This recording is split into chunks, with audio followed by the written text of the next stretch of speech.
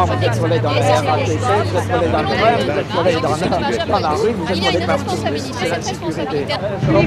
J'ai tout, tout. It was gone. In a single morning, more than $40 million had just disappeared from one of France's biggest banks. When the police finally got into the vault, it was obvious that this was no ordinary bank robbery. Instead of breaking into the bank itself, the thieves had tunneled all the way from the sewers and straight through the concrete walls of the vault. When inside, they ransacked the safe deposit boxes, taking gold, cash, and precious jewels before vanishing back into the sewers. It's not every day that you suddenly decide to rob a bank. But in September 1974, that's exactly what happened to Albert Spaggiari. He had just become a customer of the Société Générale and went to drop off some money into his safe deposit box. When he was inside the vault, he noticed that there wasn't a single alarm in the entire vault. To make sure he was correct, the next day he placed an alarm clock inside his safe deposit box and set it to go off at 1 a.m. If there was an alarm, surely the sound of his clock would trigger it. That evening, Albert waited in a bar across the street, and when 1 a.m. arrived, nothing happened. At this point, he knew he was going to rob the bank, but he still had no idea how. Then, when he was scoping out the exterior of the bank, he overheard a conversation. Tu as entendu qu'il projette de construire un métro à Nice? Un métro? Je pensais qu'on ne pouvait rien construire de souterrain ici à cause de la Méditerranée. Bon sang, tu ne sais pas qu'il y a d'énormes égouts souterrains? Nice a de grands égouts? Comme à Paris? Bien sûr, espèce d'idiot. Les égouts sont tellement grands qu'on pourrait y faire passer un camion. Suddenly, it clicked in Albert's head. Nice used to have a river running through its center, where many of the old sewer lines fed into. But after decades of building on top of the river, this area was now completely underground, and enormous tunnels had been built to handle the river during a flood. If one of these sewer tunnels went anywhere near the bank, it could allow Albert to dig his way into the vault without anyone noticing. Albert managed to get his hands on blueprints of the city's sewer system. According to these, there was a ramp underneath the convention center that led down into the city's main sewage tunnels. From there, a service road inside the tunnel followed the old river until it reached the Masséna Plaza. Then, a smaller sewage tunnel broke off and ran underneath the streets, and crucially, right past the bank. Being the well-connected criminal that he was, Albert quickly pulled together a team of around 20 men. He had tunneling experts, plumbers, electricians, welders. These guys were professionals, and all they needed now was the equipment. To be extra cautious, Albert traveled all across France and Europe, buying things in small quantities to leave no obvious trace. The idea was that all of the equipment left behind after the heist would lead the police on a wild goose chase, one that would ultimately lead them nowhere. With everything bought, the sewer rats could now start digging. Some of the team entered the sewers via the ramp and drove over a mile to reach the sewage tunnel. From there, they had to walk around 300 meters to reach the crucial digging point. The rest of the gang entered the sewers through an access room in an underground parking garage. From there, the crew ran an enormous electrical cable from the outlet in the parking garage down into the sewers, giving them power for lights and tools. Like a well-oiled machine, they started drilling, removing tons of rock and piling it up in an unused part of the sewer. To avoid any suspicion from the town's sewage workers, they cemented up the entrance of their tunnel to make it look identical to the other tunnel entrances. Once they were done for the night, they'd leave all of their equipment covered up inside a hole in the tunnel and quietly make their way out. For 2 months, the team went down into the sewers and worked on their tunnel. Many of the crew were above ground on lookout, with radios that allowed them to warn the crew if anyone was entering the sewers.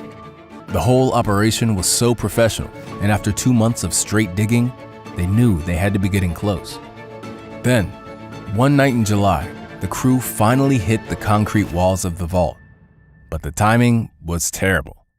That weekend, the president of France had made a last-minute visit to Nice, and there were enormous amounts of police and security in the city. It was not the time to be robbing a bank. Albert decided to call off the heist until the following weekend, which was a holiday weekend. This meant that the bank would be closed, giving the crew more time to break in and get as much as possible. In the meantime, Albert had some other matters to attend to.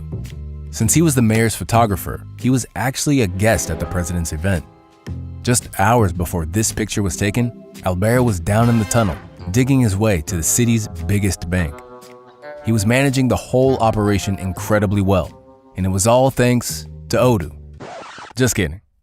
Odoo is an all-in-one business management software that offers entrepreneurs more than 45 apps to help with managing their business, from sales, invoicing, accounting, website creation, and so much more. What makes Odoo really powerful is that the apps are integrated into one centralized platform, so you don't waste time juggling external tools or programs that don't work together. For example, your sales are directly linked to the accounting app and inventory management, as well as your website. Odoo even adapts everything to your country. Taxes, currencies, rates, and regulations are all automatically adjusted, so you don't have to worry about it. Odoo automates as many operations as possible, freeing you from the boring administrative tasks and simplifying the daily management of your business. Best of all, Odoo's interface is simple and super intuitive. No matter what type of business you have, Odoo's apps will fit into your workflow without adding any more complications. To get started with Odoo, check out the link in the description. The first Odoo application is free for life, including unlimited hosting and support. After that, as your business grows, you can easily add more apps when you need them and have access to all the applications at an affordable subscription. It's Saturday, the 17th of July. After hours of chipping away at the reinforced concrete, the sewer rats now had their first glimpse inside the vault. The bank would be opening up on Monday morning, so the crew had just over 30 hours to get in, take as much as possible, and leave through the sewers without getting caught. Later that evening, the hole was finally big enough for the gang to enter the vault. After months of digging, it was time to start the heist. Over the next 30 hours, the gang went crazy, prying open the safe deposit boxes and taking as much as they could. They found everything: stacks of gold bars, cash, jewels, stock certificates, and even some saucy photographs of high-up politicians, which the crew hung on the walls of the tunnel. After 30 hours, the crew finally took a break, had dinner inside the vault, and celebrated with bottles of red wine. But time was almost up, and at 5 a.m. on Monday morning, they packed up the last bit of treasure and left the vault, leaving behind one final message on the wall.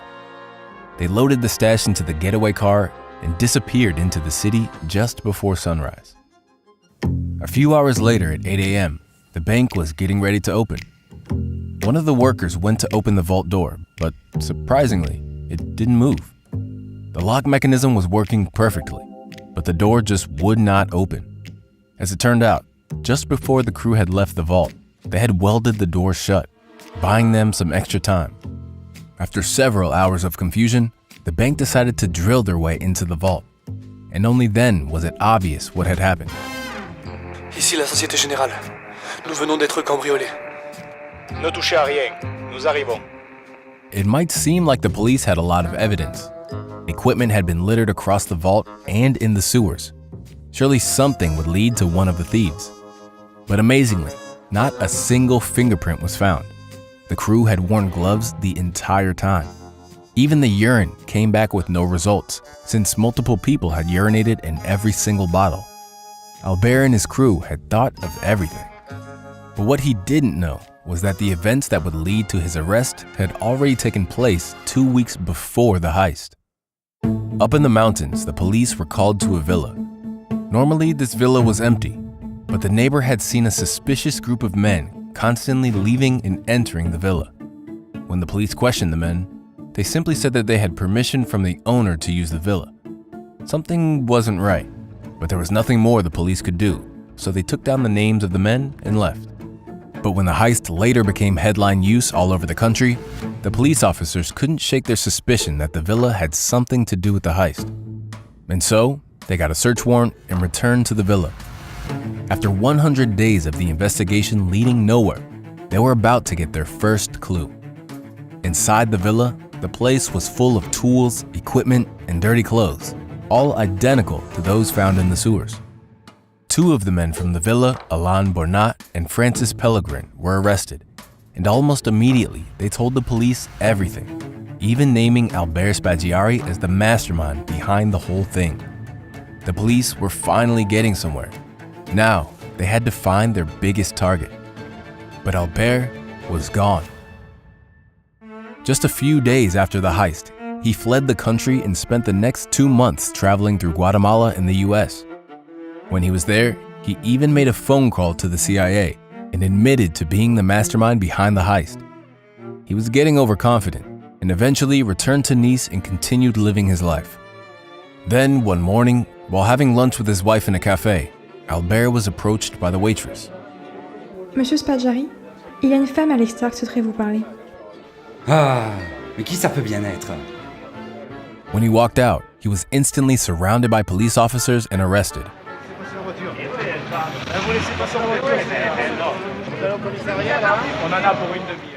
Over the next 36 hours, the police interrogated Albert, but he refused to give them any information. It wasn't until his first court appearance that he finally started to talk. Je n'ai aucun regret. Je n'ai pas agi par intérêt personnel. J'ai effectué une opération militaire. Vous n'avez pas idée de ce que nous avons trouvé dans ce coffre.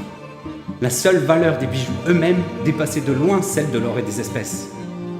Je n'ai pas gardé un seul centime de ma part du butin. Cet argent est parti pour aider les populations démunies de la Yougoslavie, du Portugal et de l'Italie.